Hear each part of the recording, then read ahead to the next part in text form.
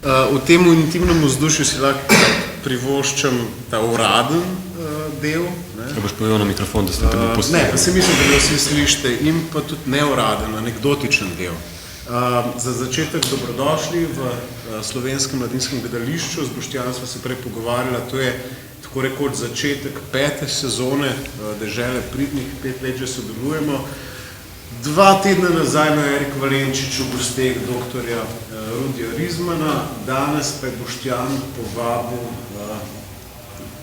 k nam človeka, ki mu ta dvorana, v kateri je trenutno ni tuja, ampak jaz bi še nekaj drugega rad prej povedal. Ker ima z Nikolo več skupnega, kot se mogoče zdi, ne sem, da smo oba basista. Ena anekdota, ki se jo bom verjetno dokončil, je ena spomnil, se pravim, ta uvod lahko delam, ker smo v intimnem krogu, ko smo s Katalijano, ki si jo z Boštjanom Doliva začeli, mi je Nikola enkrat po nekem koncertu rekel, veš, ta slap, pa funk tehnika, pa slovenska ljudska glasba, to pa malo mogoče ne gre skupaj. Ne? In prekleto resno sem vzel to pripombo in minilo je več kot 15 let, ko sem si nekaj takšnega lahko na tej plošči, ki je Katalijana ravno kar izdala, spet privoščil. Hvala, bil je. Čestitam. Druga stvar, ko sem omenil, da mu ta dvorana ni tuja, v tej dvorani Matjaž Pograjc režiral 2 predstavi, pri kateri je sodeloval band Demolition Group, v katerem je takrat Nikola igral, rekli smo Roberto Cucco in pa Butter and Fly. Prva polovica do polovica 90-ih je bilo to in te obe predstavi sta bili prizorjeni ravno tu v tej spodnji dvorani. Hvala lepa, da ste prišli. Potem vas vabimo še nazaj v bar. Hvala, gospod Jasno. Hvala, Tibor. Ja.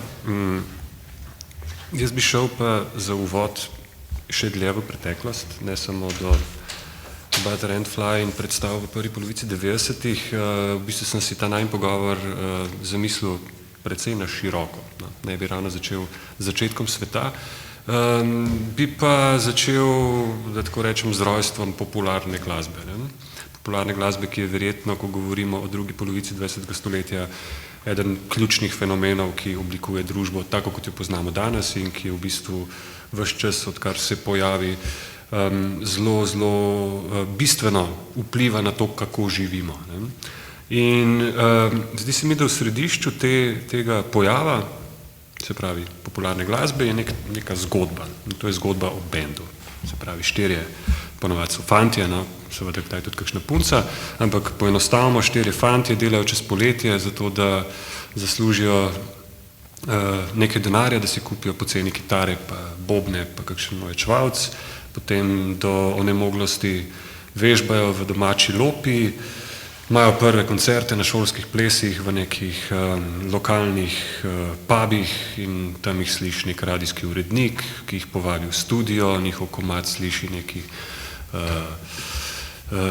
pač založnik, ne, in naenkrat izdajo single in zadeva se rase, postanejo svetovne zvezde, potem začnejo pa, ne vem, umirati zaradi drog, razpadati karkoli že, ali pa vlečejo svojo kariero še nadaljnjih 50-60 let, ampak ta začetek, ta zgodba o tem bendu, o teh 4 mulcih, koliko močna je ta zgodba po tvojem mnenju, zgodovinsko gledano, se pravi, ko govorimo o popularni muziki kot celoti, in koliko močna je ta ideja in ta ideal hkrati danes?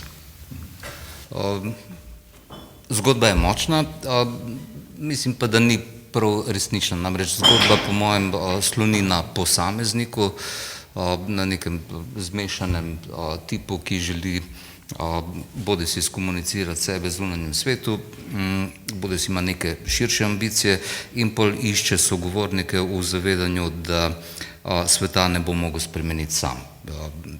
Mislim, da skozi odraščanje ugotovimo, da združevanje v takšne in drugačne ekipe lahko bistveno skrajša pot do cilja. Zgodovina to v resnici potrjuje. Torej, mi vidimo zgodbe o uspehu in vidimo neke dolgotrajne zgodbe, te so pa v resnici redke. Življenjske dobe takšnih timov, ki praviloma ne slonijo na ekonomiji, slonijo na nekih čustvenih povezavah, zasledovanju ciljev, ki so takrat tukaj in tam v tistem času. Te zgodbe so kratkotrajne in mislim, da tudi velike zvezde, bodisi svetovne, pa tudi slovenske scene, če ni neke ekonomije, so se te zgodbe skozi zgodovino, če začnemo tam nekje v drugi polovici prejšnjega stoletja, te zgodbe so se hitro razpadale. Če pogledamo, Beatles so imeli kratko življenjsko dobo, Police so imeli kratko življenjsko dobo, kjerkoli pogledamo one bende iz 60-ih, romantične zgodbe o posameznikih so pogosto izpadle kot neke marketinške floskule. To, da Rolling Stonesi še danes nastopajo, ok, to se mi zdi res izjemno, ampak teh 10, 20, 30 zgodb po uspehu z globalne scene, če pomislim iz 60-ih, 70-ih, pa tudi iz 80-ih, takih romantičnih zgodb, ki bi še danes preživele, jih v resnici ni. Zmešan posameznik težko sobiva z drugimi zmešanimi posamezniki, če pa nisi bil zmešan v tistem času, torej v obdobju popularizacije glasbe, ker moram sicer reči, to je bilo tudi obdobje glasbenega diletantizma, večinoma to težko sobivaš v takih timih. Ekonomija je povezovalni faktor, ki pa mislim, da pri zmešanemu posamezniku ni prav visoko cenjena. Redki so tisti, ki v zameno za ekonomsko korist pač trpijo onega, ki misli, da je bolj pameten od tebe. Ja, vse to je absolutno, se strinjam, ta zgodba je v redu, lahko je lepa, definitivno je redka, vsaj taka, ki bi imela nek srečen oziroma neko dolgo trajanje, ampak ima pa nek šarm, in tudi zaradi tega šarma jo industrija v bistvu zelo hitro pograbi. In se mi zdi, da je včasih izumlja tudi tam, kjer je ni, tako kot to ni samo v muziki, se tudi vsi velikani, IT-ja dan današnji razlagajo o tem, kako so začeli v garažah, čeprav je to doskrat bullshit, ampak na začetku moraš imeti to garažo, moraš imeti to lopo, iz katere je zrasel potem ta mastodont v vseh pomenih besede, nekaj gigantskega, neka velika štorija. Ampak ja, seveda v trenutku, ko postanejo tile 4 mandeljci resen posel, pride zraven ekonomija, pride zraven biznis, pride zraven glasbena industrija, ki jasno takoj, ko vidi, kam se cela ta zgodba s popularno muziko razvija, ne samo, da hoče biti zraven, ampak prevzame celo stvar. In pri tebi je zanimivo to, da pač poznaš obe plati in to zelo dobro, se pravi, si glasbenik že dolga leta, si pa seveda del glasbenega posla bil kot založnik, še vedno si na druge načine. In kako v bistvu si ti sam doživljal to dvojnost, kako sta znotraj tebe sobivala recimo v tistem času, ko si bil založnik, glasbenik in pa ta drugi? Mogoče za uvod naj povem, da pri glasbi mene glasba sama nikoli ni zares šarmirala. Redki so izdelki, ki me podrejo in pustijo resen vtis name. To, kar je name zelo pomembno vplivalo, je pa neko spoznanje, da v okolju, tu govorim zdaj o otroštvu, v katerem za postavljanje koordinat je, torej tam, odkud jaz prihajam, pa iz tistega časa, bistveno bolj pomembno je bilo fizična moč ali spretnost. Neko vlogo je igralo tudi premoženje, to so neke stvari, kjer so se ljudje pozicionirali znotraj skupnosti. In pol ta glasba je zame bila zanimiva, kjer lahko z relativno majhnim vložkom, glede na to, da nisem spadal v nobeno od prejšnjih 2 omenjenih skupin, lahko dosežeš nek učinek znotraj družbe. To je bilo vzporedno z nekim časom, kjer je ta popularna glasba zelo kratek in zelo otipljiv čas pomembno vplivala na neke druge stvari. Torej, zdaj, ko zavrtim film nazaj, takrat dostopa do teh informacij nisem imel, ampak mi je vse bolj jasno, da podoba nekega črnca z rdečo kitaro, je pomenila kaj bistveno več kot pač oni komade, ki jih je Chuck Berry izvajal.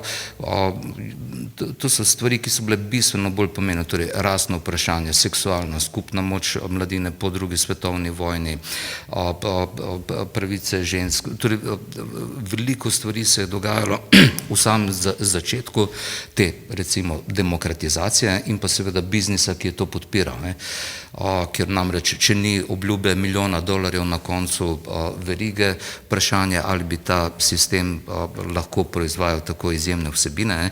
In če na brzino zavrtim film do mojega začetka ukvarjanja z glasbo, torej slišali smo v tedanji državi zgodbe o Vietnamu, pa o nekih krivicah, ki se godijo, pa tam, torej rasizem je bila ena od popularnih tem.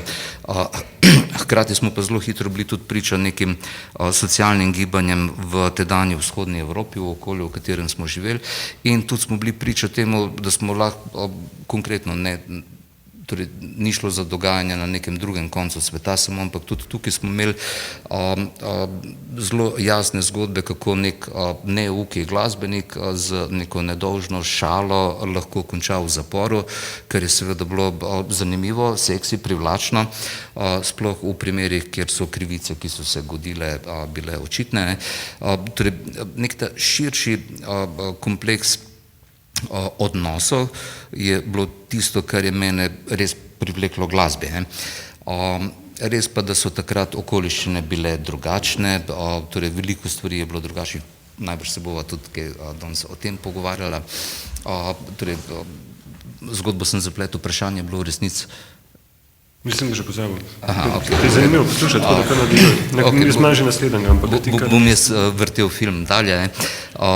Torej, v bistvu vprašanje je bilo sicer vezano na tvojo, da rečem, rahlo skizofreno zgodovino glasbenika in glasbenega poslovneža, kar pa po drugi strani vsi glasbeniki hkrati seveda tudi smo, oziroma vsi ustvarjalci smo tudi poslovneži, jasno.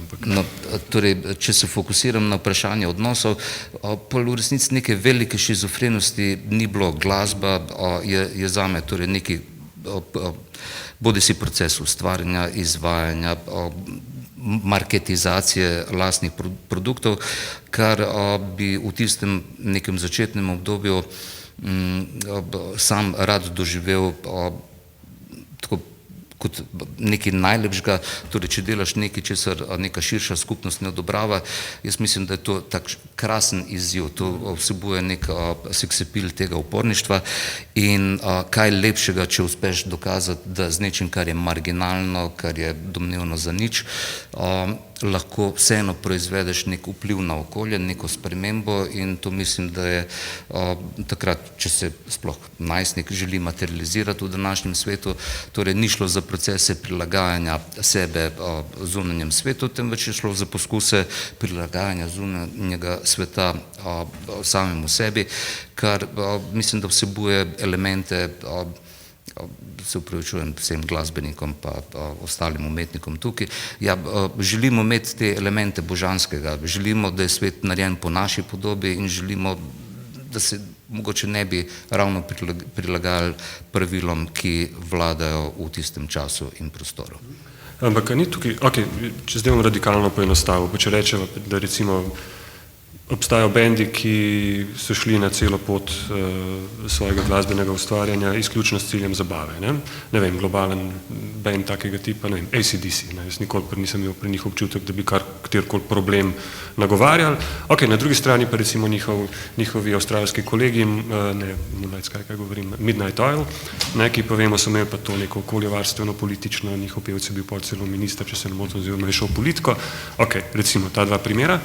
Se pravi, pri prvem primeru je zgodba v bistvu zelo enostavna. Pač gre nam za zabavo, tukaj je biznis in zabava, oziroma biznis naredi iz zabave še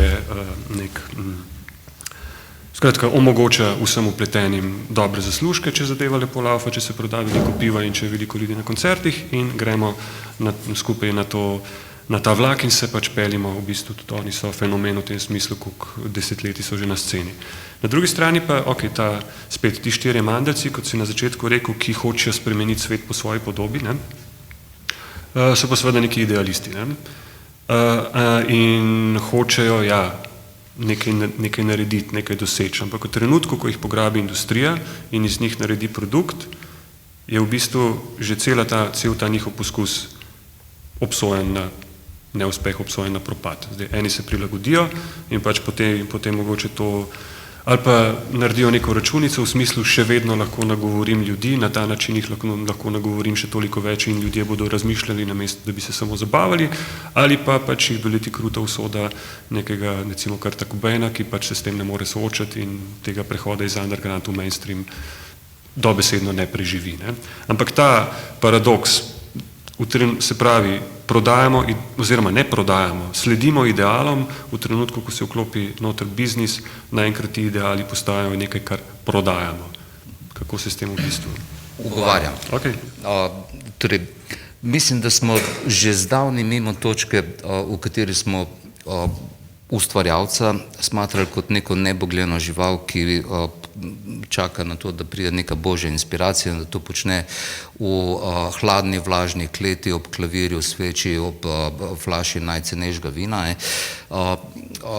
Mislim, 21. stoletje vseeno prinaša neko večjo porcijo izobrazbe in tudi številne priročnike, torej how to succeed, pač bodi si poslo, ampak v resnici smatram tako, tisti, ki želijo z glasbo povedati kaj več kot zdravilo za dušo in telo, torej če želijo dati kaj tudi za možgane in vplivati na spremembe okolja, v katerem živijo, mimogrede, po mojem, vse nas tukaj, mnoge stvari okrog nas živcirajo, bi raje videli, da bi bile narejene bolj po naši podobi. Torej, če želimo priti do te tarče, mislim, da je 21. stoletje že nabasano s posamezniki, ki se zavedajo prvo, da tega ne more narediti sami, drugo, da se to ne zgodi kar samo od sebe, tretje, da če ti ne rata, prehajamo v to fazo, več ne krivimo druge, temveč poskušamo sebe raziskati in vplivati, izboljšati svoje delovanje, če želimo resnično to spremembo. Torej, v tej situaciji mislim, da je industrija, podobno kot je tiskana knjiga za Biblijo, torej kot industrija, bila verjetno najboljša možna stvar, podobno kot so mnogi aktivisti uspešno izkoristili televizijo, radio, tiskane medije in podobno. In danes, kot vidimo, kot mnogi uspešno izkoriščajo internet in vsa orodja, ki so na razpolago, je orodje, da pač svet spremeniš tako, kot ti misliš, da je prav.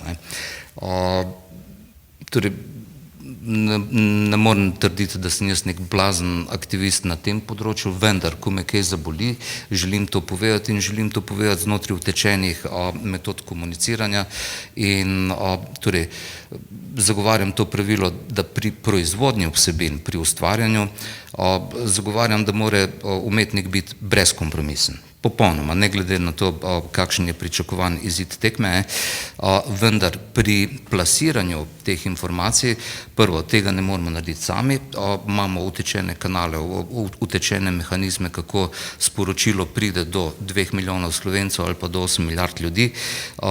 Tisti, ki se tega ne zaveda, bo vedno potencialna žrtev industrije. Tisti, ki se pa zaveda, kako industrija funkcionira, in tukaj ponovno to, da sem bil in sem še vedno vpet v mnoge veje industrije, meni prišpara ogromno količino nesreče in prepričanja, da so drugi krivi za moj neuspeh. Skratka, poznavanje, kako mehanizem deluje, omogoča, da ta mehanizem izkoristiš in čim bolj uspešno svoje sporočilo plasiraš, da pride tja, kamor si zaželel. Prvoščil bi to številnim slovenskim glasbenikom, ki do mene prihajajo s težavami. Ne znajo natančno identificirati problema, ko ta problem opredelimo, ne vejo, kaj vse je potrebno za razrešitev tega problema.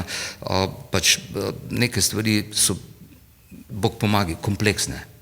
In glasba je na videz enostavno, spontano izlivanje nekih misli, čustev, bodi si na papir ali pa v eter, ta navaden ali pa elektronski, gre pa za bistveno bolj kompleksno operacijo in žali Bog, industrija se tega zaveda in skratka, če poznaš delovanje sistema, lahko preprečiš, da te ta pojaha pa izkoristi. Z vsem sem se strinjal do tega zadnjega stavka, ker mislim, da te v končni fazi vedno pojaha, ampak okej. Drugač pa absolutno, ja. Še malo bi ostal v tem nekem širokem časovnem zamahu, ki mi je všeč na tak način razmišljati, ne, se pravi spet ta epska širina tega časa od začetka popularne muzike do danes. Ne samo v popularni muziki, ampak tudi v popularni muziki so se skozi ta desetletja dogajale razne politične revolucije, družbene spremembe itd., hkrati pa tudi neke tehnološke inovacije. In vsaka od teh tehnoloških inovacij je, tako kot je nastanek avta napovedal konec kočije, pa kočije še danes vozijo. Skratka, vsaka tehnološka inovacija je prišla z gromom in bliskom, kako da bo zradirala vse, kar je bilo prej in postavlja stvari čisto na novo. Pa se to nikoli zares ni zgodilo. Ne? Se pravi, po eni strani imeli smo radio, prišla je televizija, prišel je MTV kot posebna era v televiziji, ki je pač tudi najavil to, da bo ubil radijsko zvezdo, pa je ni, ker radijska zvezda še vedno sije. Prišel je potem seveda internet.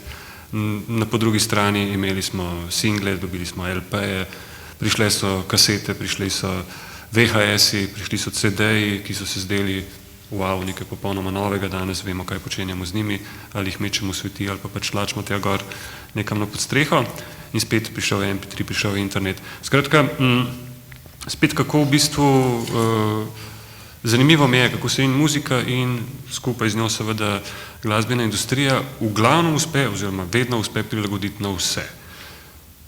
Do prihoda interneta, ko pa se je vendarle nekaj v tem kolesju zataknilo. In zdi se mi, da od te točke dalje se vendarle zatika. Da je sploh, ko govorimo o klasičnem tipu založništva, pač tukaj še vedno nekako caplja zadaj, kot da še vedno ne bi uspelo zares skočiti na ta vlak. Ok, kompleksna tema, koliko imamo časa? Dokler so ljudje tle, prav jaz na neki točki bom morali domov, ampak v redu je še. Bom probal se osredotočiti na bistveno. Ok, tehnologija. Ne bomo začeli ne s tiskano knjigo, ne s kakimi stvarmi, ki so temu sledile ali pa malo pred tem. Zadnjih 20 let tehnologija je bistveno pripomogla k enem neljubem pojavu, torej ne moramo zanemariti digitalizacije orodja, ki so nam na razpolago, so vplivala na procese ne samo proizvodnje, temveč tudi distribucije in potrošnje vsebin. Pogosto govorimo hiperinflacija produktov na trgu, to je samo del zgodbe. Imamo tudi hiperinflacijo kanalov, po katerih produkti potujejo do nas, imamo tudi hiperinflacijo potrošnje. Mislim, da se na to premalo fokusiramo, namreč glasba je postala na nek način vse prisotna, torej od trgovskih centrov, prevoznih sredstev, klasičnih elektronskih medijev, interneta in podobno. Torej, v celem tem kompleksu pojav, ki pride k množičnosti, pojav, ki temu pritiče, je povsem enostaven. Inflacija. V prevodu sam to dojemam, cena vsake posamezne enote, torej vrednost posamezne enote, mora pasti. Večje, ko je število produktov na trgu, bo cena posameznega produkta padla. Vendar, ta druga stvar, ki se dogaja, to najbrž poznamo, pač dolgi rep ali pa 80-20 ali pa, kot pravijo družbena gibanja, 99:1. Za tisti 1% za špico v tem dolgem repu so danes bistveno boljši časi kot kadarkoli prej. Kopiči se bistveno večja koncentracija moči, denarja, užitkov, obljube užitka ali pa vseh teh drugih dobrin. 99% je pa pač žrtev razvrednotenja. Tu mislim, da je pač nek pojav, ki, če zavrtim film 30 let nazaj in pogledamo produkte pop industrije, to je bila neka zlata sredina. Ta sredina je omogočala, torej govorimo o obdobju manjše število produktov, ki so bili na trgu relativno redki, težko si do njih dostopal, imeli so svojo ceno, moral si se potruditi kot potrošnik do tega, torej omogočuje preživetje, kot pravijo danes v ekonomiji srednjega sloja. Tega danes nimamo, torej cena glasbe je približno nič, za tiste, ki imate kako plačljivo glasbeno platformo, je cena ranga 10 evrov na mesec, to je neprimerljivo z ceno glasbe že 30 let nazaj.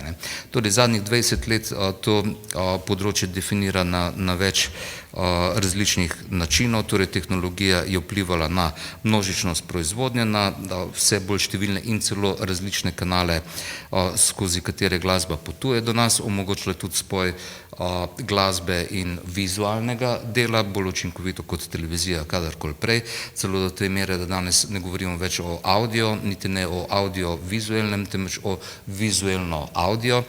In pa če se vrnem nazaj k tistemu 1% izjemno uspešnih, ta je težko uspešen znotraj standardizirane produkte, a mi rabimo standardizirane produkte, ker so standardizirani tako načini distribucije kot načini potrošnje teh vsebin. Torej, rabimo produkte, ki so zapakirani v glasbi.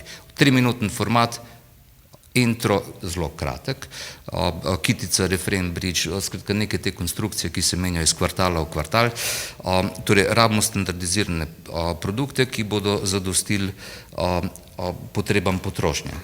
Moram še tu poudariti ključno razliko 1000 let nazaj, 500 let nazaj ali pa 50 let nazaj, kjer je industrija bila ves čas prisotna na tak ali drugačen način, ampak starodavni način delanja umetnosti ali pa delanja glasbe je slonil na temu, da je posameznik želel nekaj izpovedati svetu.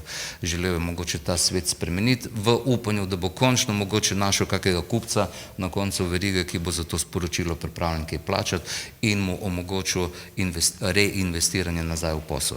Danes se glasba v industriji niti približno ne dela na tak način. Dela se tako, da raziščeš trg, z danes učinkovitimi orodji lahko jutri dobiš rezultate raziskave, pojutrišnjem najdeš posameznike, ki so sposobni zadostiti potrebam, ki jih je raziskava pokazala pri poslušalcem, in pojutrišnjem gre lahko ta zadeva na trg in po pojutrišnjem je že lahko predmet vrednotenja in tako se zadeva kotali. Torej, tako hitrega in tako učinkovitega procesa, tega prej nismo imeli. Torej, gre hitrej. Vendar ne smemo imeti utvar, zadnjih 50, 60, 70 let, industrija je poskušala delovati na tak način, ni bila pa učinkovita in potem je uletel zmešan posameznik, ki se mu lahko reče, ne vem, Jimi Hendrix, lahko se mu reče Pink Floyd, Sex Pistols ali pa predhodniki njihovi, lahko uletijo Kraftwerki, reperji, elektronska glasba in presenetijo industrijo in industrija rabi nekaj časa, da pogrunta, da se tu nekaj dogaja in porabi še nekaj časa, da to marketizira. Torej, ta počasnost, ki je prej omogočila, da je nek kreten uletel in zaslužil $1 milijon, ne da bi industrija to opazila pravočasno in pol pomagala, da zasluži $10 milijonov. Torej, te počasnosti nimamo več. In v tem smislu jaz vidim kaj lepšega, kot je meni kolegica Nina Kožarjeva, ki sedi tam v tretji vrsti, podarila knjigo Koristnost nekoristnega, ki se v prvi polovici ukvarja z vprašanjem ali je res že vse izumljeno? In odgovor je vedno da, vse obstaja, ne rabiš nič novega. In drugo vprašanje, a delamo za položnice ali delamo zato, ker nas nekaj boli ali pa ker želimo nekaj spremeniti. Torej, v občutku, ki ga mislim, da oba deliva, že nekaj desetletij se glasba in glasbena industrija malo reciklirata oziroma ciklata in sunkovitih premikov ni. Kaj lepšega? Ta premik se bo mogoče zgodil jutri ali pojutrišnjem, mislim, da je 25 let v primerjavi s tem, kar se je dogajalo pred tem, ko so veliki premiki bili vsaj vsakih 10 let ali pa 5 let celo. Torej tega že jaz 25 let ne čutim. Nirvana je bil, mogoče, ki si glih prej omenil, Kurt Cobaina, prvi izvirni greh reciklaže, ki jo je industrija poimenovala, lejte, nekaj novega je. Nič novega ni bilo, to je bilo staro. In te reciklaže starega, mislim, da po 25 letih, ne zaradi industrije in ne zaradi ustvarjalcev, zaradi potrošnikov, te reciklaže bo konc. Potrošniki so naveličani, podvrženi so drugim impulzom od gaminga, od televizije, od covida, dolgega časa, ki ga lahko zafilaš z drugimi senzacijami, in če bomo želeli, da glasbena industrija še eksistira, bo morala izumiti oziroma pomagati zmešanemu ustvarjalcu, da izumi nekega novega Pabla Picassa ali pa Beethovna ali Bacha. Vmes me pa za industrijo ni strah.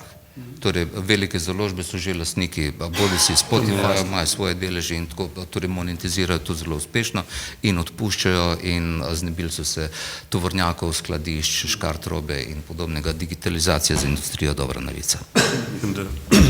Za bogate se nam nikoli ni treba biti in trepetati, ker jim gre še kar v redu. Ne, ampak ta idiot, ja, ki si ga omenil, ne, ta idiot, ki je mogoče še 30 let, no, gotovo 40 let nazaj še uspel nekako priti pod radarjem, čist nenačrtno, ker je pač idiot, ker ne ve. Ne. Zdaj ta beseda uporablja mogoče malo v tem antičnem pomenu besede, se pravi, nič negativnega ni na tem, ampak preprosto nekdo, ki je tako zabubljen v ta svoj univerzum, da ne razume sistema. Ne. In ravno zaradi tega lahko, tako kot si rekel, nek Jimi Hendrix pride in zasluži $1 milijon, preden sploh to kdo opazi, čeprav mislim, da ga niti ni zaslužil, sem ga je koliko večjemu zaslužil njegov oče, ampak druga zgodba. Zdaj, občutek imam, da ta idiot dan današnji, glede na to, kako je sistem narejen, kot si ga čudovito opisal, v smislu raziščimo trg, jutri imamo rezultate, pojutrišnjem imamo produkt in dan kasneje ga že lansiramo in imamo nov poletni hit, ne, ali pa jesenski, nima veze.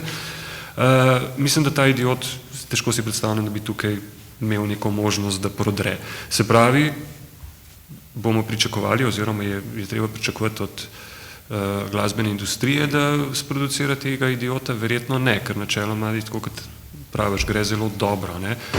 Zdaj, kako potem sploh, a smo pač potem, ja, spet standardno in klasično, starodavno vprašanje, ali to pomeni, da so res vse te pesmi, ki so pač nekaj zares pomenile in nekaj res hotele povedati, tudi bile napisane, zdaj pa, če se piše, obstajajo tam nekje na obrobju, ker preprosto je to sito do te mere izmojstreno, da ne bo nečesa tazga spustilo skozi, ker je riziko prevelik, na drugi strani je pa sistem tako dobro utočen, da producira profite brez težav, ne, z ponavljanjem enega in istega.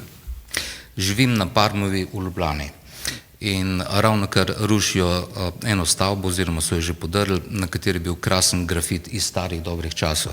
Pisali je, danes je težko biti glup, konkurenca je prevelika. Torej, strinjam se s prvim delom, danes je res težko biti glup. To, da je konkurence velik, s tem bi se težko strinjali. Ljudje smo danes pametni, izobraženi, ne? In to, kar sam čutim, da do neke spremembe lahko pride na dva načina. Ne? Torej, da pride nekdo, ki ne ve, da se nekaj ne da, pa da se nekaj ne sme in da pač to naredi in tu proizvede nek rezultat, ki ga bo industrija pograbila, ker če ga ne bo, bo trajalo približno 200 let, da to sporočilo pride do ljudi. Ne? Mislim pa, da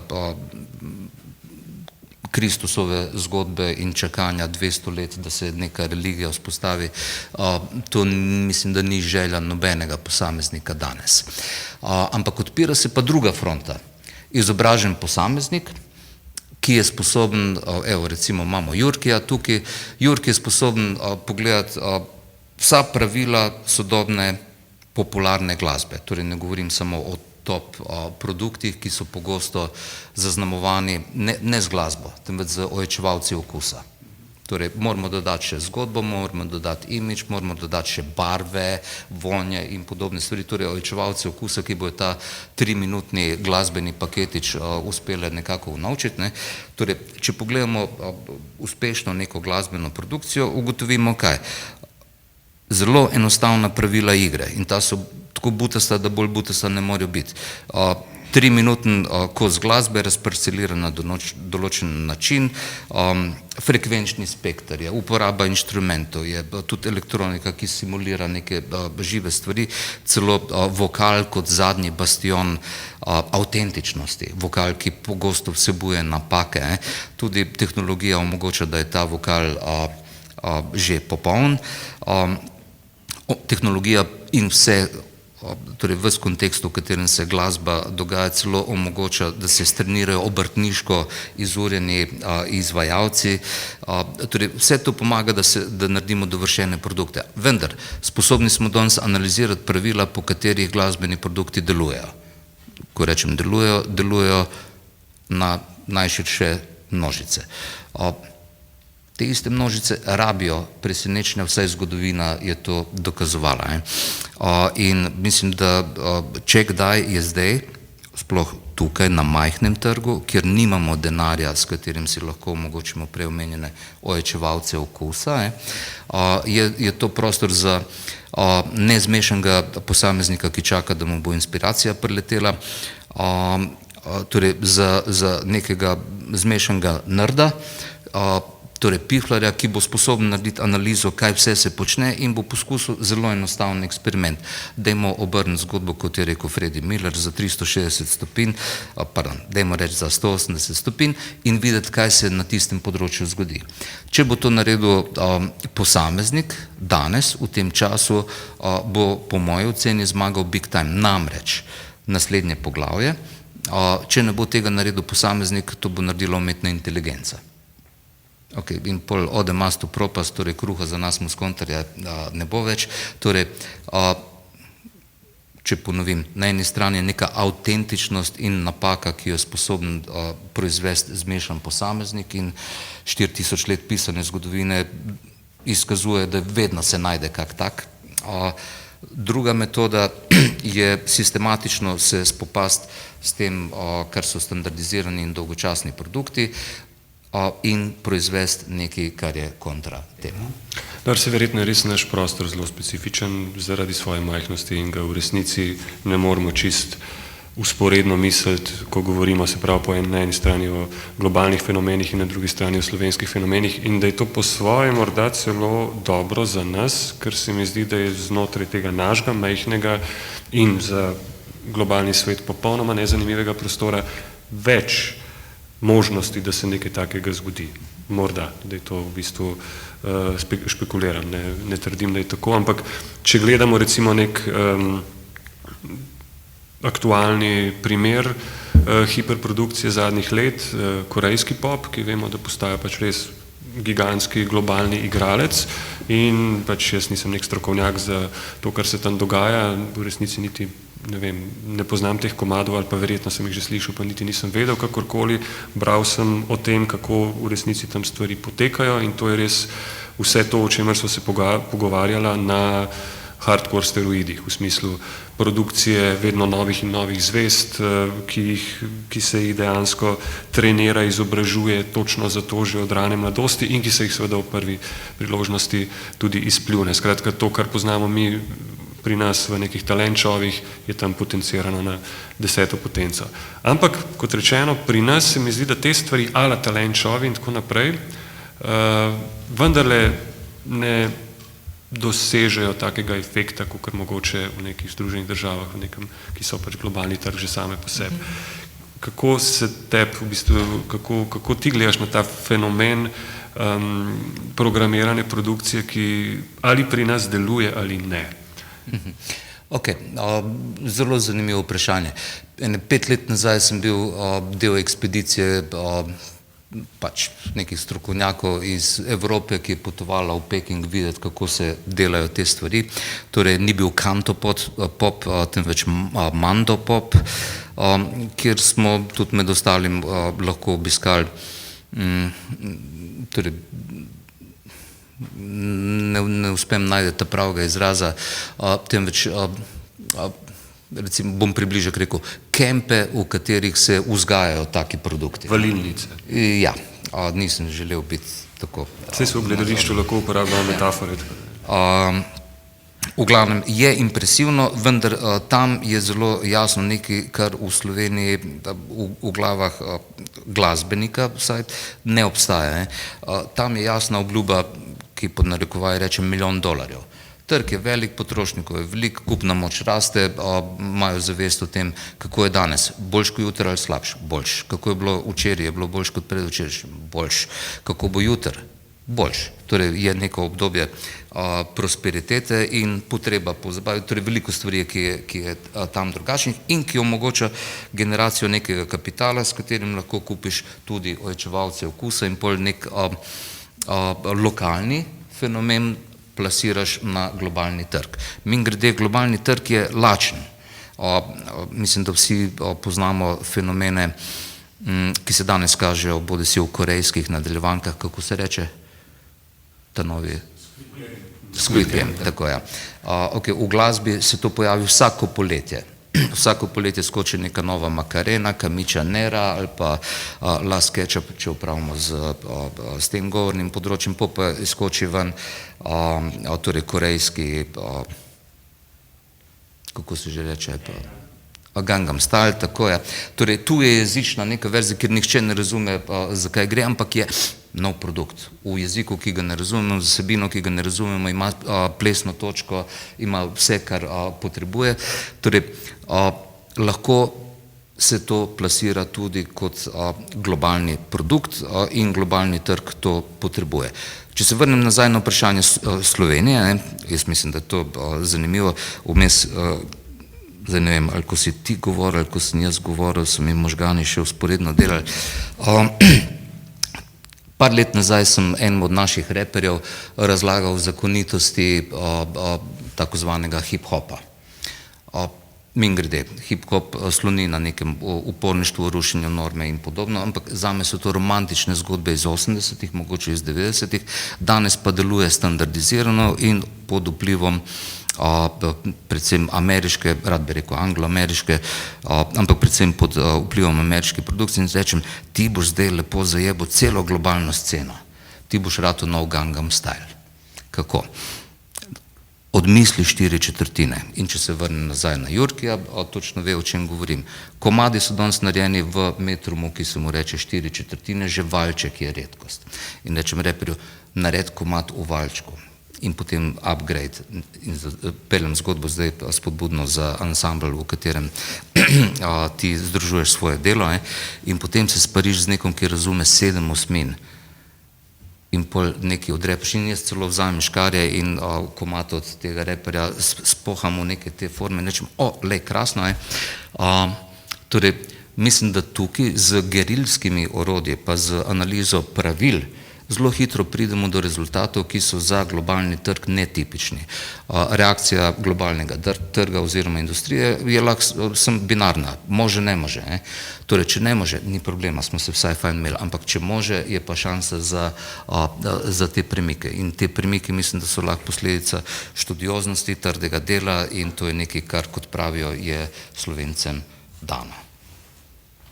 Katalena, jutri novi Gangnam Style. Aplavz, prosim.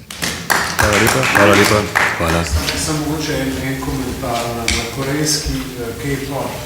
Malo se moram ukvarjati z njim, ker me čist sili, da gledam te videe na YouTube.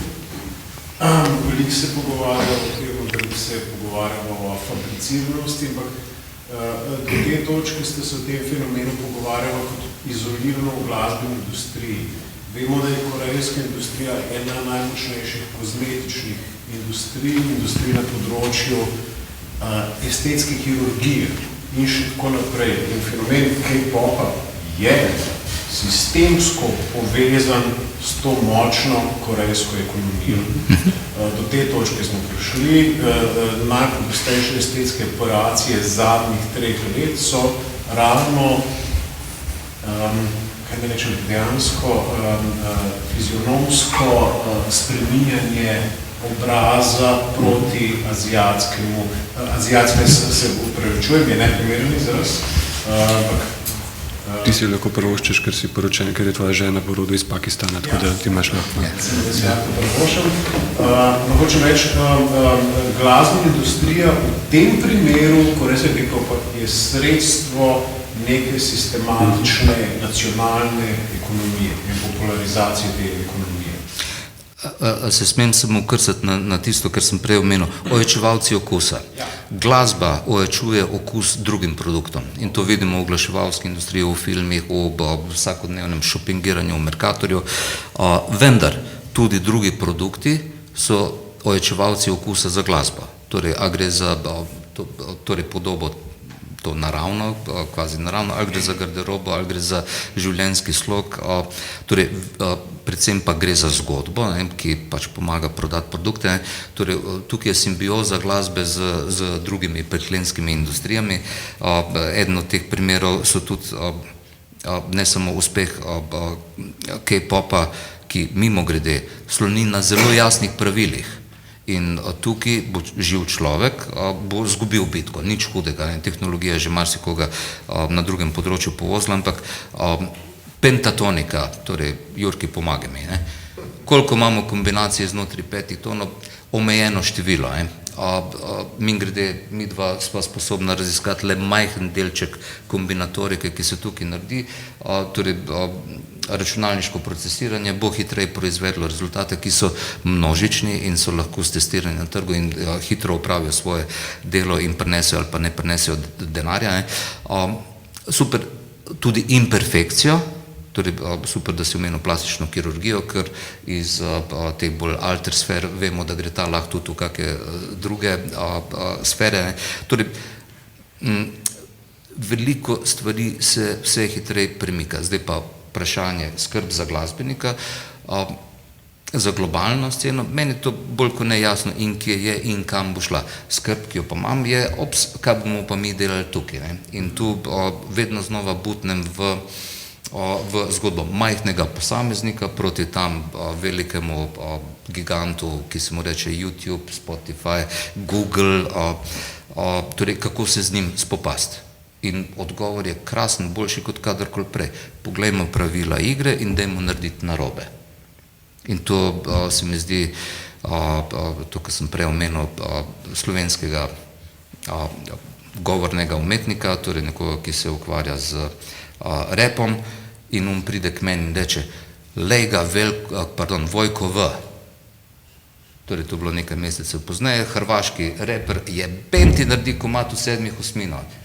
Komad, ki nima skorda repa in glave in ki nima kitice, ki sledi refren, torej vse narobe.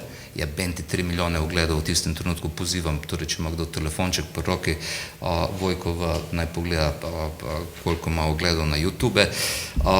Sem še zmeri do teh, tudi če so 3 milijoni ogledov, ne bo dobil ravno veliko.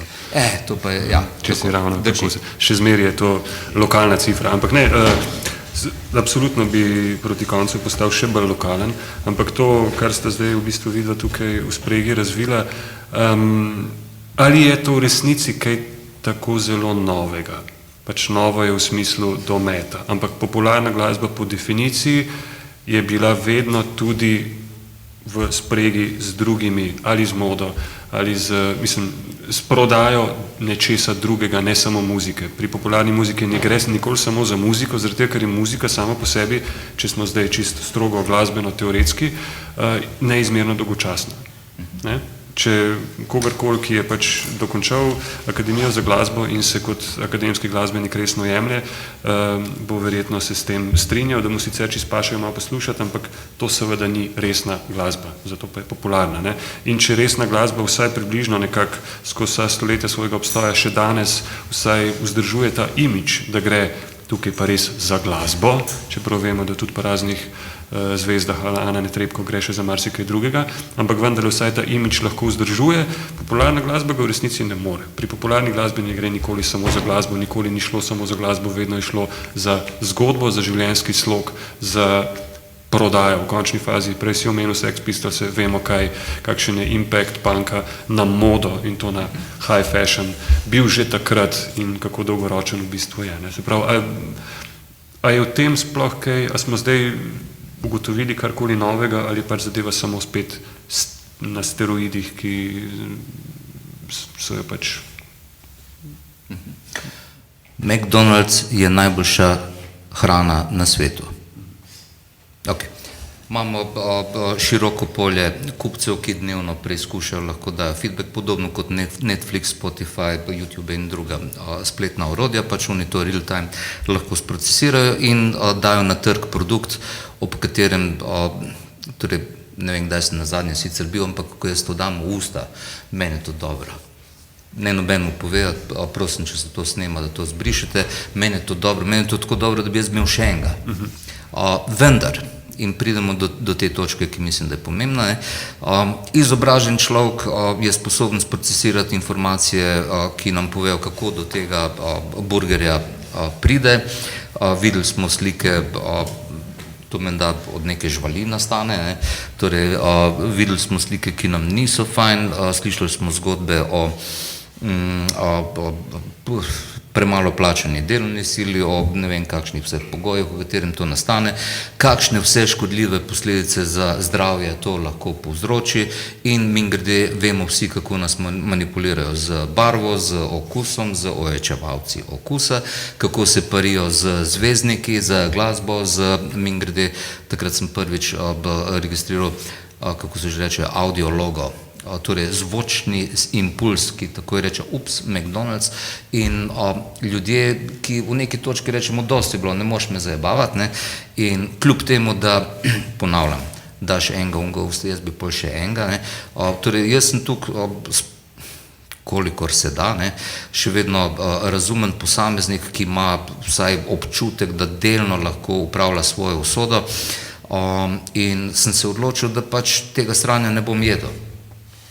Zdaj pa, koliko imamo drugih izbir, jaz mislim, da jih imamo zadostne. Če naš druga, slišali smo spet zgodbo o Michelinovih zvezdicah, torej jaz verjamem, da je tudi v tem prostoru veliko vrhunskih kuharjev, ampak to dokazuje, da obstaja tudi nek drug futer od tistega, ki je najboljši na svetu in ta drug futer s pomočjo industrije, ker verjetno sam od sebe ne bo šel in če se te industrije reče Michelinova zvezdica, bo mogoče jutrišnji McDonald's.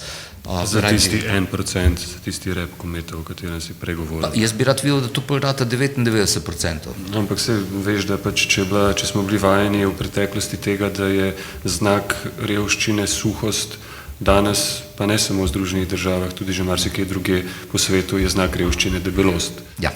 Ne?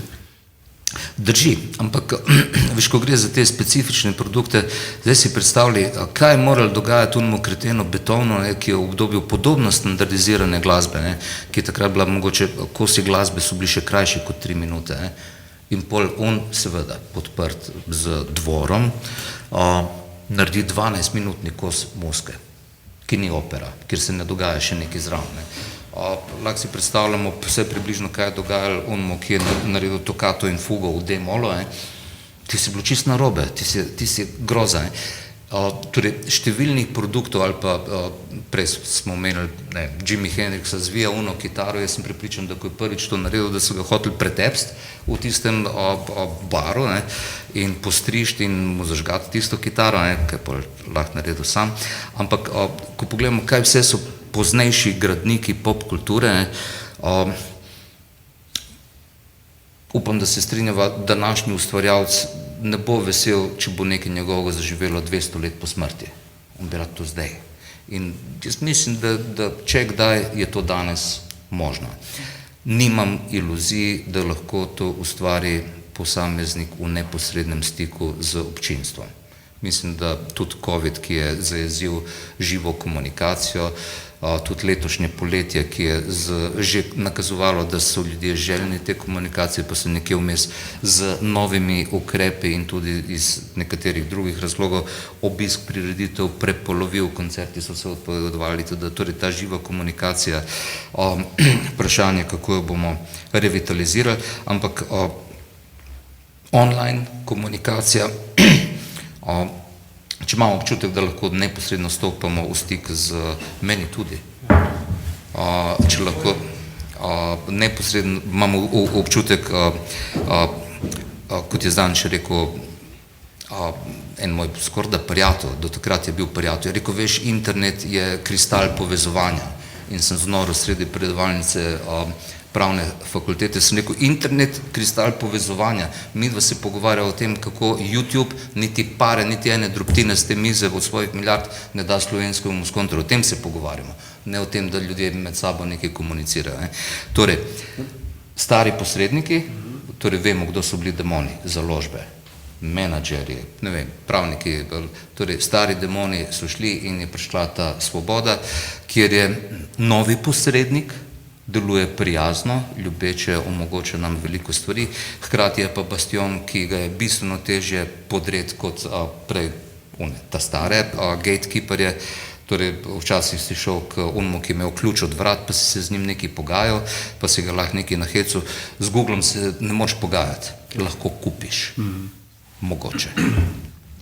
Zato me preseneča, ker si tokrat izpostavil tega razumnega človeka, izobraženega človeka, češ, da ne verjameš, da si na nek način optimist, zato ker smo razumni, ker smo izobraženi, ampak ja, ravno to, kar si rekel zdaj, ne, ta stvar, s katero se soočamo, je do te mere močnejša od nas, da je v bistvu sploh kakšnokoli bitko nesmiselno biti, verjetno. Ampak vsem bi zdaj šel bolj na konkretne stvari, ki se tičejo, ja, tako kot sem rekel, in tega prostora in konkretno tega časa.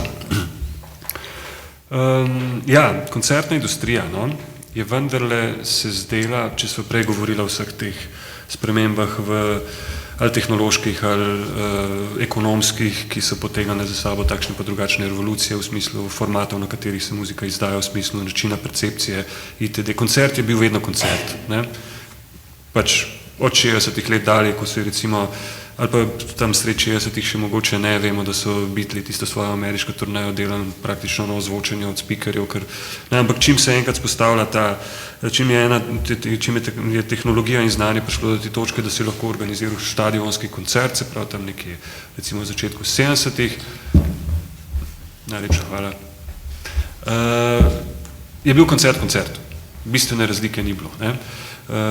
In zdelo se je, ok, to je pa tista sfera in za ustvarjalce in za poslušalke in poslušalce, ki pa je varna predvsem tem, oziroma ki živi neko svoje usporedno življenje, se pravi koncertna industrija.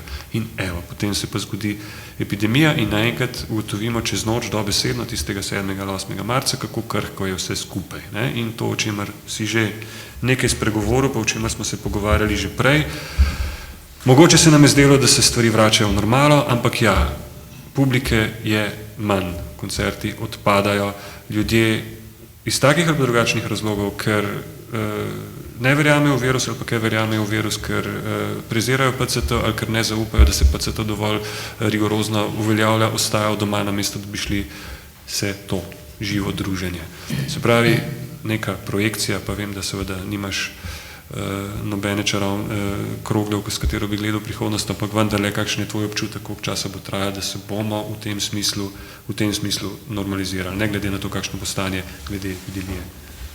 Ok, najprej mislim, da je pred glasbeniki v povprečju neka pavšalna ocena, pred glasbeniki je dolga in hladna zima. Podočeni s prejšnjo krizo, recimo, da smo priča zdaj neki sprostitvi. Ne? Ob sprostitvi se tisto malo število profesionalcev, ki so še ostali v zadnjih 2 letih še na trgu, govorimo o organizatorjih koncertov, ne? Kjer se menda število playerjev zmanjšalo za 70 do 80%, torej ono majhno število, kako bo ravnalo. Ali bo dalo priložnost novim playerjem, ali bojo tvegali in odvalili malo več denarja za preverjene stvari. Vsi vemo, tukaj smo že te pop literature prebrali, ljudje odreagirajo na znane stvari. Torej, zima, velike priložnosti in tudi tisti ta večji denarje se bojo vrteli v krogu preverjenega.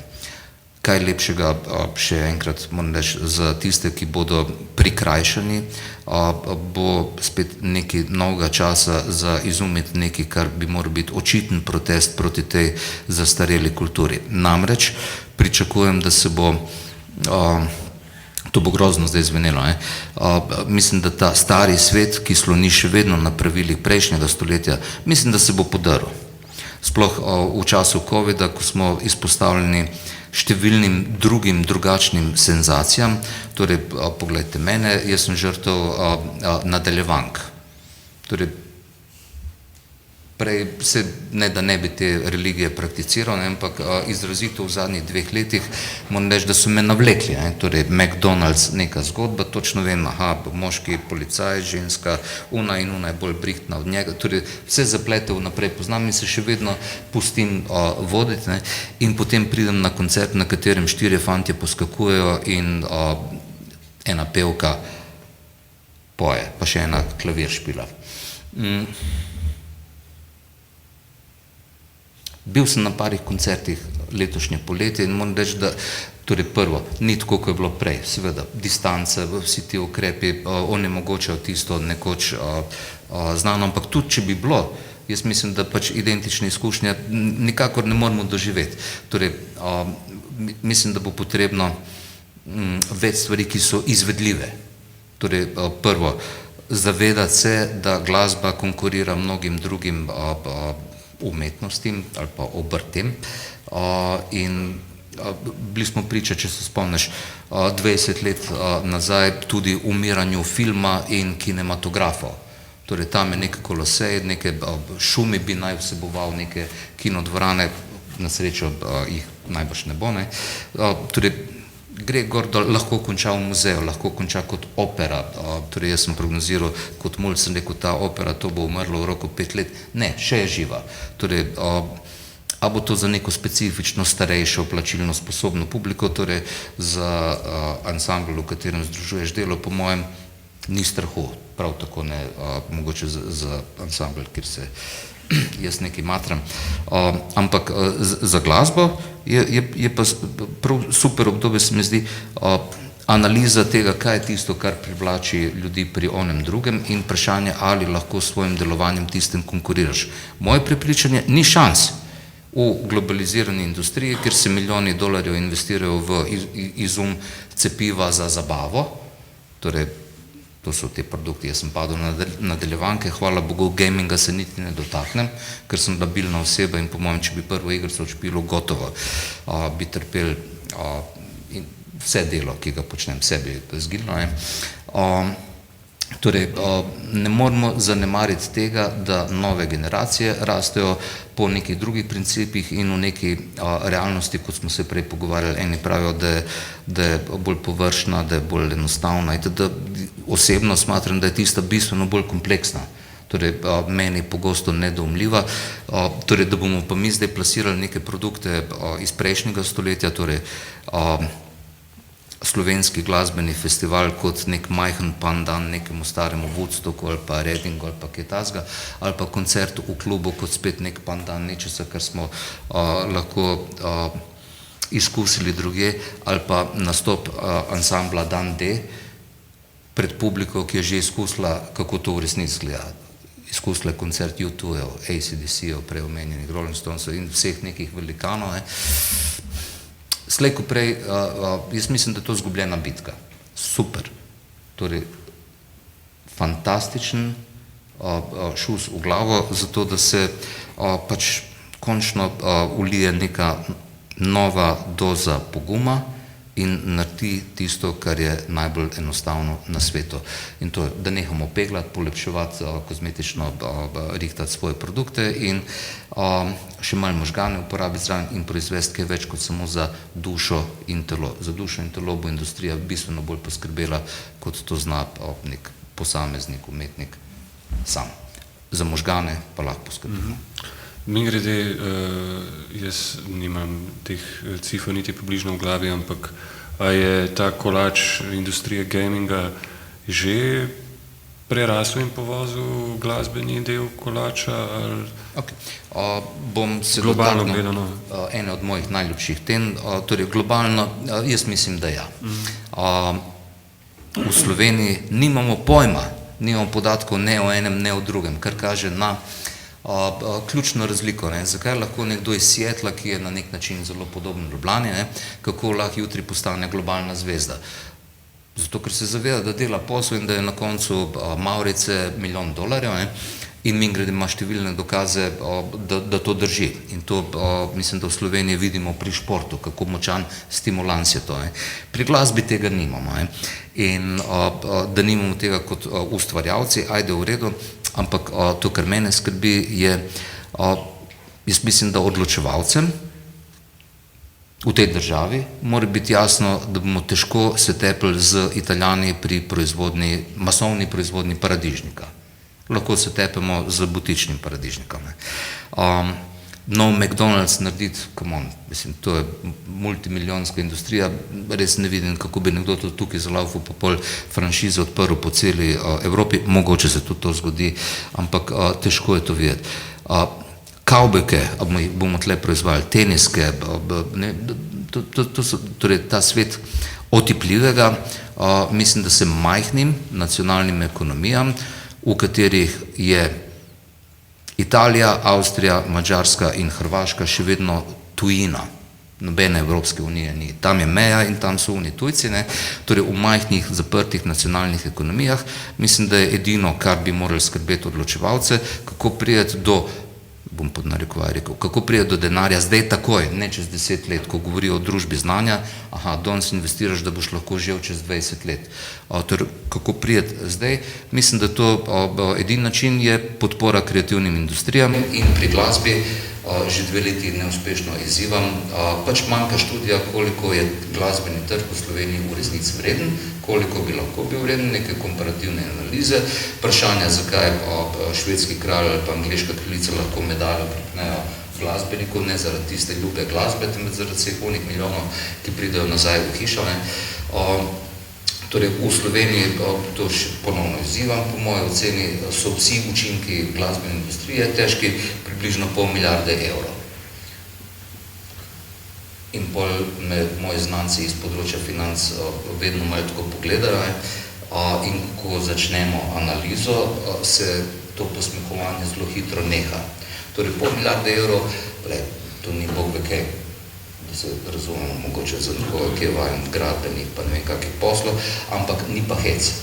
Torej, in mislim, da če ne omogočiš igrišča, v katerem se teh €0,5 milijarde lahko pretvori v milijardo, če ne omogočiš igrišča, ki omogoča dalje pol eksport te stvari, pač bo to ostala zaprta 2-milijonska skupnost, ki od muzike ne bo imela kaj več kot malo. Zdaj pa je zgodba proti navzdol, razen na področju zabave za dušo in telo, kar je pa, kot pravijo, anestetik. Torej, anestetik beseda, to pomeni kaj? Nekdo drema tam. Ja. Stani malo. Ne, se v redu, ni panike, zdaj se hoče človeka zbuditi. Torej, estetika, anestetik, torej, kot anestetik glasba bo razčuti na nek način. Bo super delovala, zato se ne bojim. Torej, za dobre zabavljače bo kruha vedno zadost. Sploh ni panike. Da se v resnici, ko se govorilo o vseh teh stvarih, oziroma ko si govoril o teh stvarih, sem vmes pomislil seveda na našo narodno zabavno sceno, ki je mogoče edina, ki ima to Mavrico, na kateri sicer na koncu ni $1 milijon, je pa bajta v Polhovem Gradcu, ali kje že, če seveda si dovolj uspešen. Skratka, imajo ta poslovni model, se mi zdi, že od vsega začetka ukalkuliran, oziroma se pač obnašajo kot poslovneži in so v tem tudi zelo uspešni. Ampak nisem hotel iti na to področje z njim. Lahko greva, jaz imam, ne bom rekel grehe, Mimogrede, si videl jaz sem v tej zgodbi sodeloval, ne? Se vem, ampak si videl ta nov plakat od Nove Slovenije? Ne. To moraš videti. Ok. A ste ga videli? Bomo pol pogledali. To mislim i po čukih čuki, ampak to so tako čuki 2.0 najjači so. Ja, ampak, veš, moram upozoriti na nekaj, ne. Pač Slovenija funkcionira po nekem ključu, ne. In v 90-ih je narodno zabavna glasba, za katero jaz mislim, da ga ni bilo nobenega glasbenika, ki se ne bi zavedal, da je ta ipak nek dominantni format na terenu, ki je sicer stigmatiziran do te mere. Jaz se spomnim, ko mulci, ki so špilali harmoniko, se s tem v šoli niso hvalili. To je bilo, v medijih, ki so takrat bili pomembni, narodna zabavna glasba je bila obsojena na rezervat, ki se mu je reklo Žametne vrtnice, torej oddaja na TV Slovenija v nekem dopoldanskem nedeljskem programu, in to je bilo to. Torej, ta nesklad med večjimi realnostmi, ne, torej tudi prezentacija Slovenije skozi tedaj levo-sredinsko, ali kakorkoli se reče, tisti oblasti, je pripeljala do tega, da je nek alter band, kot je bil band, v katerem sem jaz takrat združeval svoje delo, lahko 5-krat na leto prišel na nacionalno televizijo in imel nekaj za pokazati, povedati, da za razliko od teh drugih, ki so bili v rezervatu, ne, in nič nenavadnega, če govorimo o povezavah, ne, torej leto 2004 in prvi zasuk slovenske politike v desno stran je pometel z nekaterimi stvarmi na takrat dominantnem mass mediju, torej TV Slovenija. Zginile so oddaje, kot so Videospotnice, Aritmija, Brane, Rončel, prinesel je drugi tip oddaj, torej 2.5 je bolj natančen menik, ne, torej ipak je neka buffer cona od 2.4 potrebna bila, ne, in usodno zaznamoval čas in prostor v tistem trenutku. In revitalizacija ali pa še bolj bom rekel modernizacija narodno-zabavne scene je bila dolgo časa pričakovana in se ni zgodila, delno tudi iz razloga, zakaj pa ne. Torej pač ni se zgodila, ker to tako more biti, in moram reči, da najbolj so jih takrat fasali v obdobju, ko se je ta mini revolucija zganjala, najbolj so jih fasali akterji sami. Torej neki mladi mulci, ki so želeli pokazati, da narodno zabavna nisem 5 fantov in 1 punca, ki so na videospotu pod skednom na eno stran pa na drugo, ampak da je to del slovenske realnosti. Moj point, podobno kot neki drugi pojavi v družbi, če bi se do tega malo bolj racionalno obnašali ali pa bili dober gospodar v 90-ih ali pa mogoče še kdaj prej, mogoče pol ta šus ne bi bil tako močen v novem tisočletju. Zdaj pač rekel si, špekuliraš pol milijarde, pa recimo, pa recimo pol milijarde. Lahko jih narišem. Verjamem, ampak nimaš table. Skratka, delež te muzike, se pravi narodno-zabavne muzike, znotraj tega polmilijardnega kolača si predstavljam, da je kar zelo konkreten. Okay. Ne.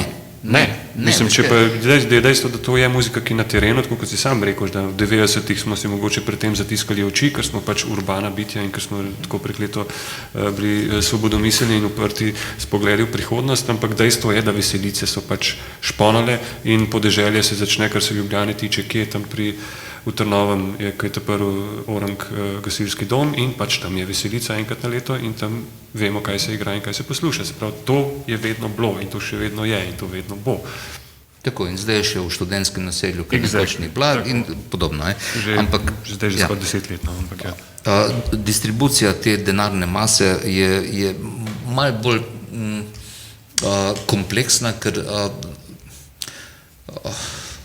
zdaj smo tudi v super inštituciji, kolikšen delež se za glasbo nameni iz proračuna.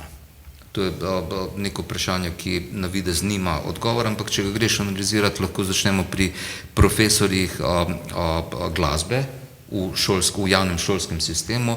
Plače so ranga 50 do 60 milijonov evrov na leto. Vstopnine v javnih kulturnih inštitucijah na temo glasbe 20 milijonov, torej 70. In po podobnem ključu, če rečemo nekatere javne inštitucije, torej opera, balet, tako, Cankarjev dom in podobno, zelo hitro pridemo do 10 milijonov. In ko pogledamo to realno ekonomijo, ki se dogaja bodisi na veselicah, festivalih, klubih in podobno, tukaj bomo težko sešteli takšne velike številke. Lahko pa seštejemo v nekih usporednih industrijah, bom ponazoril moja priljubljena tema, poroke. 6700 porok v Sloveniji, krat neka denarna masa, ki se namenja za on trio, pa mi rečejo, ni trija, ni muske, rečem, imaš DJ-ja. Nekateri rečejo, tudi DJ-ja nima. A se vrti radio tam? Ajde, radio se vrti v gostilni, pač nek denar od tega kapne v glasbenikov žep, ampak bili smo tudi na porokah, kjer so iz Klobuka skočili Jan Plestenjak, Samuel Lukas, Dan D in pa še estradna zvezda, torej koliko je tak paket vreden, po mojem tako, da od tehta pa še midva verjetno na kaki poroki špilajo. Drži? Težko, ampak se zgodi. Za ožji krog prijateljev. Torej, koliko je to vredno, torej vsak tak nastop ima prijateljsko neko vrednost. Torej, na porokah po moji oceni letno se naredi 10 milijonov evrov, na pogrebih 1 milijon do 2. Torej, tišina stane 50 do 60 do tudi celo 150 evrov, kot en tvoj prijatelj trobentač reče, stari, jaz sem za 150 evrov grem, ne.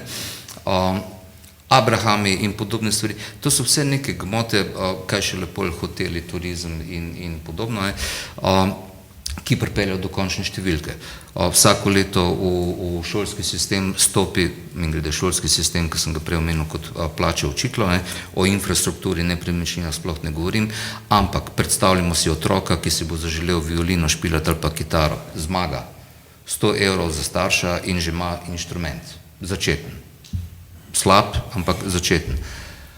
Kaj smo z onim otrokom, ki hoče harmoniko špilati? Z onim, ki hoče klavir, torej klavinova, harmonika, blokflauta je izje, torej po moji oceni se na trgovini z inštrumenti v Sloveniji obrne približno 20 milijonov evrov na leto. Sistem kolektivnega upravljanja pravic ranga 20 milijonov, da ne naštevam, in počasi se ta zgodba v 450 milijonih materializira. To mi je jasno, oziroma sem že poslušal to tvojo analizo, ne čisto identično, ampak ja, v tem, v kakšnem smerju pelješ. In ja, super, ne, sej to, kar si se pa prej pridušal, ne, da že 2 leti se ukvarjaš s tem, da bi bila ta analiza dejansko narejena, se pravi, taka, ki bi lahko imela tudi neke učinke. Predvidevam, da je tu prvi sogovornik Ministrstvo za gospodarstvo, ne za kulturo. Je na obzorju nekaj takega, kar bi tukaj, se pravi, si uspešen oziroma se ti zdi, da delaš v tem smislu korake naprej? Mislim, da je ključen problem to, da se ljudje, ki namenijo minuto za reševanje drugih problemov, imajo minuto manj za te stvari, ki bi mene zanimale. Torej, bom grdo rekel, on, ki ima minuto za tweet, ima pač minuto manj za neke druge stvari. On, ki ima 1 uro za razpravljanje o drugi svetovni vojni ali pa o trgovini z orožjem ali pa o 6., 7., 8. stoletju našega štetja, ko so oni prihajali sem ali pa so iz Benetk prišli, pač ima 1 uro manj za ukvarjanje z resnimi stvarmi in v tem trenutku, v tem napetem ozračju nimam nobenih utvar, nihče se ne bo s tem ukvarjal. Vendar kljub temu moram izpostaviti, da moje mnenje, da tradicionalno gledamo na parlament, na vlado, na odločevalce kot na skupek nekih ljudi, ki pač kar nekaj delajo. Mislim, da so neki indici, da temu ni čisto tako. To, kjer je ministrstvo oziroma Urad za intelektualno lastnino 2 leti nazaj presenetljivo spremenil obrnno ploščo, izdali so dovoljenje za eno od pravic, ki se, torej prastarih pravic, torej privatno reproduciranje, to je področje, s katerim se sam tudi ukvarjam. 10 let se to ni dalo, zdaj se je dalo in to v kreativno sfero na letnem nivoju bo prinašal pa, ne vem, 2,5 do 3, 3,5 milijona, ne vemo še, ker je začetna faza, ampak v letu in pol je v kreativno skupnost prišlo 6 novih milijonov evrov. Ti se razpršijo potem, ko pridejo do končnega imetnika pravic, ampak kaže na to, kako se zavest o tem nematerialnem vse bolj in bolj prijema. Se ne gre drugače. On, ki bo rekel, da bomo kavbojke v Sloveniji delali množično, jaz res bi rad videl, da ljudje ne nasedajo te fore, pač pogruntajo, da prej bomo prišli do novega Talking Toma ali pa do nove Nokije na tak način, da bomo podprli slikarja, glasbenika, gledališnika, torej kreativno skupnost, prej to kot v te težke industrijske branže. In mislim, da ta oblast to ve. Zdaj pa jasno, silnice so pa druge stvari. Pogledal sem na uro, že 1,5 ure se pogovarjava in zato predlagam sledeče. Ne bi odpiral mikrofona, ampak bi bolj predlagal, da se predstavimo, pa mogoče rečemo še kakšno ob kozarcu. Ampak jaz bi, če imam kdo vprašanje... V tej sobi, zdaj ta trenutek? Seveda. Mogoče bi dal sem priložnost. Absolutno, sem je hotel samo predstaviti tja, ampak ja. Če želi kdo vedeti, koliko je moja plača, ali pa ne, koliko kitar imam, ali pa... Koliko kitar imaš? Preveč. Lahko igraš samo eno hkrati. Da. Ok, to je odgovor na to vprašanje poznam. Koliko jih imaš? Jaz sem katastrofa. Eno samo? Ne, mislim 1, 2, 3, 4, ampak 3 zares uporabljam. Ne, 2 zares uporabljam. Pa ena je električna, druga akustična, tako da še tle mi ne moraš, veš. Dobre muzike, danes kaj manj. Koga si to vprašal? Iz perspektive zabavne industrije je več kot kadarkoli prej. To je čudovito, jaz mislim, da... Ti si sicer večkrat problematičen, ker jaz dnevno najdem nekaj, kaj rečem, Ok, bom takoj, razumem point. Jaz dnevno najdem toliko vsebin, ki mi naredijo, res mi naredijo nekaj in še vedno to najdem. Vendar, težko najdem nekaj, da rečem, kaj je to bilo? In mi gre, da to je prekletstvo obdobja stiske in pomankanja. Namreč zelo dobro se spomnim, ko sem slišal nekaj, kar danes banalno zveni, torej nek kos glasbe, v kateri je bil nek inštrument, ki ga nikoli prej nisem slišal, mimo grede povsem navaden boben, ki je bil na nekih efektih in sem rekel, kaj je to čudo Božje, Marija se mi je prikazala, komad je bil In the Air Tonight od benignega Phil Collinsa, torej del pop kulture. Ampak jaz, ko sem to prvič takrat v obdobju pomankanja informacij slišal, jaz sem res mislil, da me je avtobus povozil. Prvič, ko sem slišal rap, It's like a jungle sometimes, torej meni se je zdelo to nemogoče. Nisem razumel, kaj me je skloftalo. Torej tega učinka novosti, torej presenečenje, inovacija.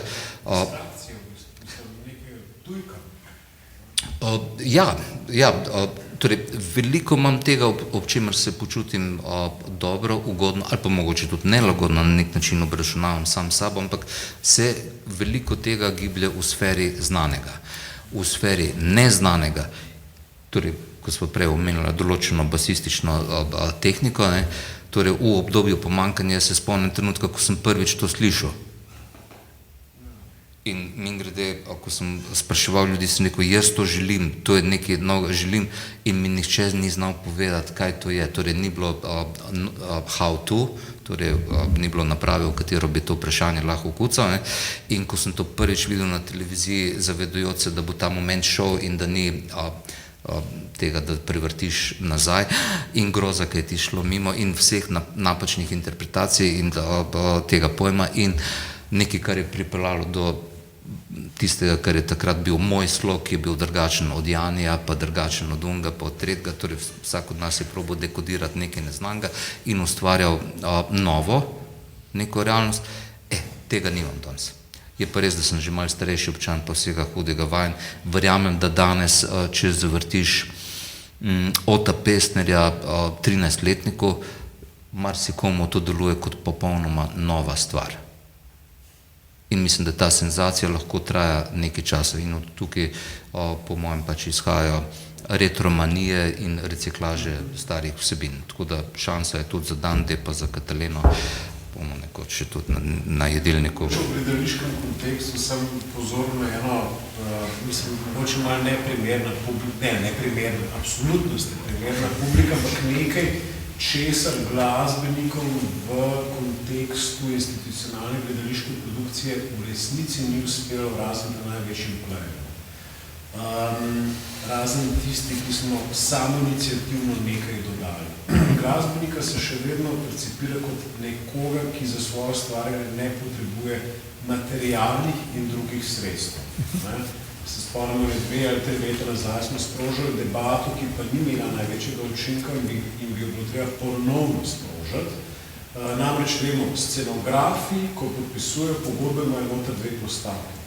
To je tvoj avtorski honorar, to so tvoje sredstva za materialne stroške. Tako isto kostumograf, glasbenik in kostumograf, glasbenik pa koreograf ter pogojno videaž si delijo to prekletstvo, da ne obstaja ta del za materialnost. Ne obstaja več, ker pred davnimi leti, še preden smo mi začeli furati tudi ta gledališko-glasbeni biznis, seveda je obstajal, potem pa je bila pač to ena od tistih postav, ki so jo rezali. Tu studije, ki so nam padli z neba, vsi imamo na voljo prijatelji, ki so pripravljeni svojo mojstrstvo na inštrumentu nam, ker so pač naši prijatelji tako rekoč posvetiti za ston in tako naprej. To je recimo ena taka mini bitka, ki je že, kot pravi Boštjan Blaj, zbojevan in je šla pozabiti. In danes jaz mislim, da 80% pogodb z avtorji glasbe ne vsebuje tarife za materialne stroške. Najem studija, najem glasbenikov, vemo, kakšna tehnologija, tudi jaz jo sam s pridom uporabljam, da ne bo pomote, ampak ti smo ni fajn delati še z 2 živima človekoma, iti v studio, posmeti v glasbo za gledališče, kot pa cele dele biti sam na služkah za govor. Predvsem je tudi pač težava v tem, da zaradi tega tudi razmišljaš v manjših okvirih in razmišljaš o tem, kaj lahko jaz naredim sam, ne da bi potreboval usluge še 3 prijateljev. Skratka, ne bom sploh razmišljal o tem, da bi angažiral godalni kvartet, ker se on zažre v moj avtorski honorar. A smem mogoče za zaključek anekdoto iz te stavbe povedati. Torej, tam nekje v neki pradavnini je bil tle en drug direktor, ki na začetku, jaz ne si, kaj je to za en kreten, pa mi je rado zelo ljub.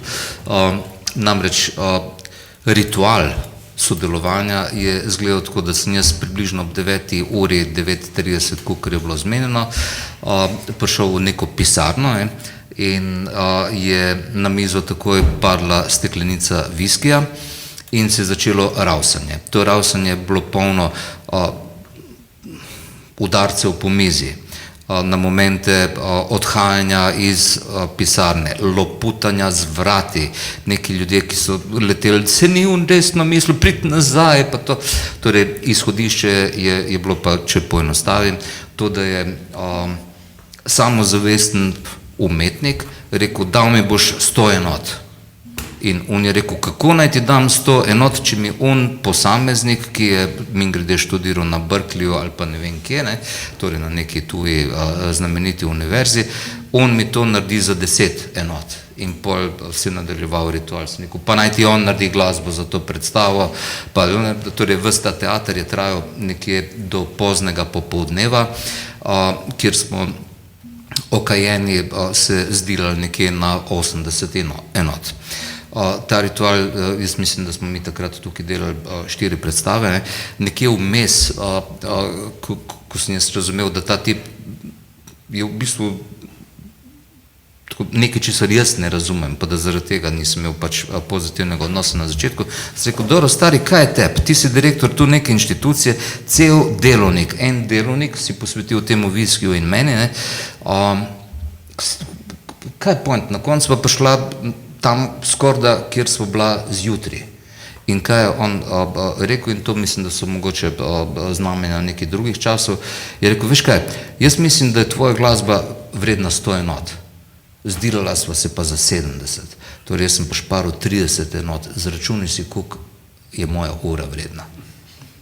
Tako da, torej v unih časih ta pravila na koncu mogoče lahko pripeljajo do istega rezultata, ampak dejstvo je drugi časi in to, kar danes pravim, inflacija in mnogi drugi pojavi, ki so pripravljali do tega, da je samoumevno, da bo glasbenik itak ustvaril in res bo. Torej, Boštjan Narad bo ustvaril, a bo za to plačan ali ne, Bog pomagi, zdaj pa una druga stran pa to dobro ve.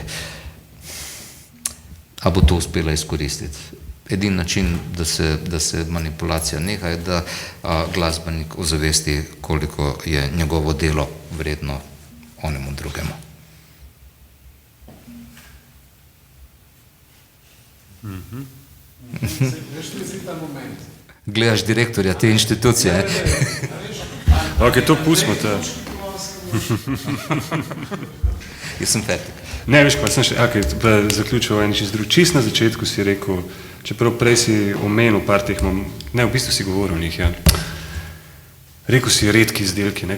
Začel si nekako v tem fazonu, kot da bi, ne, če malo pretiravam, mene v bistvu muska sploh ne zanima, ne, oziroma nikoli me ni zares drivala sama muska, zmeri je bilo to nekaj več okrog nje itd. Redki izdelki me, ne, oziroma so me, da tako rečem, pa si predstavljam, da te še vedno držijo po koncu v smislu tega wow efekta, ne. Daj še kakšne napovej, no, si par si jih. Danes sem porabil, mislim, da 1,5 ure, nič nisem naredil. Ampak to mislim, da spada zraven. Izjemno sem užival.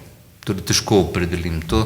Torej, nek inštrument ali pa glas, ki, torej po inštrumentu, danes večina mojega časa je potekala tako, da narediš to in pol se nekaj zgodi in ti rečeš, Torej, nekaj časa je šlo za bolj zahtevne operacije, ki so brez kakršne koli ciljne naravnanosti. In jaz mislim, da je to še eno od prekletstev današnjega časa, ne? Torej učinkovitost, vzrok in posledica. Samo ravnanje vmes pogosto rata nepomembno. Ne? In jaz mislim, da v samem tem ravnanju, če smo sposobni odmisliti pričakovanje posledice, tu noč se skriva veliko užitkov. Torej, moja 1,5 ure današnjega ničesar, prepričan sem, da bo jutri nekaj bo proizvedla. Torej, je pač nek del zgodbe in v tem smislu sem tudi zelo vesel današnje komunikacije. Mimogrede, hvala vsem, ki ste prišli. Jaz sem eden od tistih, ki ve, kako težko je rit dvigniti in se premakniti v nek drug prostor. Mimogrede, vem, koliko drugih stvari je bistveno bolj atraktivnih in ja, po koncertni zgodbi sred poletja 50% ljudi, torej Slovenija se je razdelila na one in druge, 50% ljudi na koncertih je zmanjkalo. Od preostalih 50% so oni rekli, ne me zajebavati, a je tako, ali to je prekomplicirano, torej zreducirali smo druženja na 30, 20, ne vemo koliko odstotkov tistega, česar smo bili vajeni, torej hvaležen sem vsakemu, ki je našel čas, voljo, da je prišel tukaj na neko malo oddaljeno druženje, Boštjan pa, čeprav razumem, vabi na malo bližnje odzadje. Nikola Sekulović.